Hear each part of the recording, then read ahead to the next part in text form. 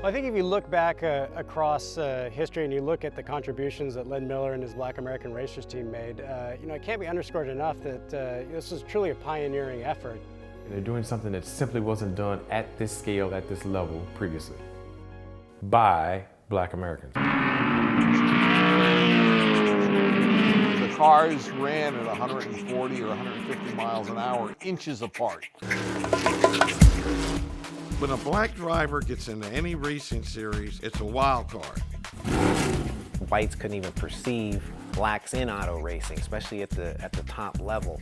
We were proud to run as Black American Racers. They had a mission to try to break the race barrier in racing.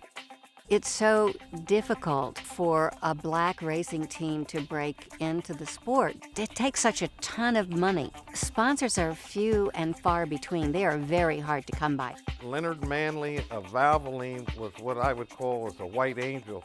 He saw what we're trying to do and that we could promote the Valvoline product.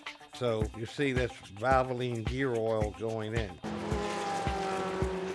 We had Kenny Wright driving Mr. Diplomat.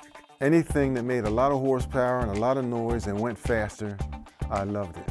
My father was working with a driver in Los Angeles called Benny Scott, and he drove a 190 mile per hour Grand Prix car. I've raced for probably 5 years, and this is the first time in my racing career that I've actually had first-class equipment. We just set 4 lap records at Laguna Seca, Monterey.